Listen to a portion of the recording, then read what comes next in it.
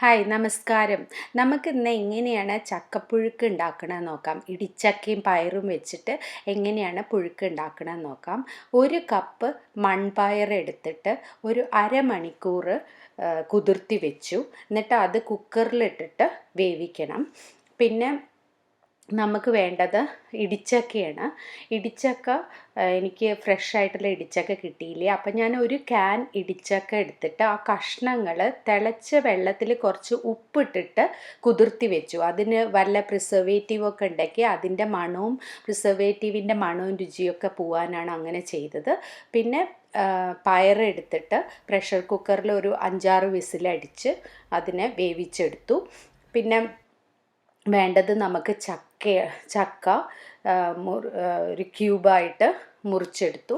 പിന്നെ ഒരു 5-6 പച്ചമുളക്, 1 ടീസ്പൂണ് മഞ്ഞൾപ്പൊടി, പിന്നെ ഉപ്പ്, വെളിച്ചെണ്ണ, കറിവേപ്പില, നാളികേരം, അത്രയാണ് വേണ്ടത്. ആദ്യം തന്നെ മഞ്ഞൾപ്പൊടി ഇട്ട് വെള്ളം തിളപ്പിച്ച് അതിൽ ഈ ചക്കയുടെ കഷ്ണവും പച്ചമുളകും കൂടിയിട്ടിട്ട് വേവിക്കാൻ വെച്ചു. പിന്നെ വേണ്ടത് നമുക്കൊരു 2 കപ്പ് നാളികേരം. ഫ്രഷ് നാളികേരമാണെങ്കിൽ കൈകൊണ്ട് തിരുമ്മി ഇട്ടാൽ മതി. എൻ്റെ അടുത്ത് ഫ്രോസൺ നാളികേരമാണ് ഉണ്ടായിരുന്നത്. അപ്പോൾ അതൊരു കുറച്ചൊരു തിളച്ച വെള്ളം ഇട്ടിട്ട് കുറച്ചൊന്ന് മിക്സിയിൽ അടിച്ചെടുത്തു. പിന്നെ ചക്ക വെന്ത് കഴിഞ്ഞാൽ അതിൽ വേവിച്ച പയർ ചേർത്തു. വേവിച്ച പയർ ചേർത്ത് 1 ടീസ്പൂൺ ഉപ്പും ചേർത്ത് അടച്ചു വെച്ചു. ആ ഉപ്പൊക്കെ ഇടിച്ചക്കയിലേക്ക് പിടിക്കാൻ വേണ്ടിയിട്ടാണ്, ഇടിച്ചക്കയിലേക്കും പയറിലേക്ക് പിടിക്കാൻ വേണ്ടിയിട്ട് ഒന്ന് തിളപ്പിച്ച് കഴിഞ്ഞിട്ട് പിന്നെ നമ്മൾ കൈകൊണ്ട് തിരുമ്മി വെച്ച നാളികേരം അല്ലെങ്കിൽ മിക്സിയിൽ ചെറുതായിട്ട് അടിച്ചെടുത്ത്, നല്ലോണം അരയാൻ പാടില്ല, മസാലകളൊന്നും ചേർത്തിട്ടില്ല, വെറും നാളികേരം. ആ നാളികേരം അരച്ചെടുത്തത് തിരുമ്മി വെച്ചത് ഇതിലേക്ക് ചേർത്തു. ചക്കയും പയറും കൂടിയിട്ടുള്ള മിക്സിലേക്ക് ചേർത്തു. എന്നിട്ട് ഒന്ന് തിളപ്പിച്ചാൽ മതി. നാളികേരം വല്ലാതെ വേവണ്ട.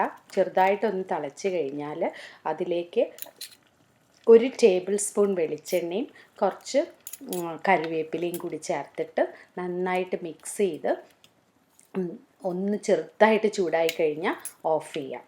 നന്നായിട്ട് വേവേണ്ട ആവശ്യമില്ല. നല്ല ചൂടുള്ള കറിയാണ് ഇത്. ചൂടോടെ വെറുതെ കഴിക്കാൻ നല്ല പുഴുക്കാണ്. പിന്നെ നമ്മളുടെ എല്ലാതരം വ്രതങ്ങൾക്കും ഇത് നല്ലതാണ്. ഏകാദശി, തിരുവാതിര, എല്ലാറ്റിനും ഉള്ളിയൊന്നും ചേർത്തിട്ടില്ല. വളരെ സിമ്പിളായിട്ടുള്ള ഒരു കറിയാണ്. നല്ല സ്വാദുമാണ്. വെറുതെ ചൂടോടെ കഴിക്കാൻ, സൂപ്പ് മാതിരി കഴിക്കാൻ എൻ്റെ കുട്ടികൾക്കൊക്കെ ഭയങ്കര ഇഷ്ടമാണ്. ഇടിച്ചക്കയും പയറും നല്ല പ്രോട്ടീനൊക്കെ ഉള്ള, നല്ല രുചിയും മണവും ഒക്കെ ഉള്ള പുഴുക്കാണിത്. ഇത് നല്ല നെല്ലിക്ക ചട്നിയുടെ കൂടെ നല്ല കോമ്പിനേഷനാണ്. നെല്ലിക്ക ചട്നിയുടെ റെസിപ്പി ഞാൻ പിന്നെ ഇടുന്നുണ്ട്. അപ്പോൾ താങ്ക് യു ഫോർ വാച്ചിങ്.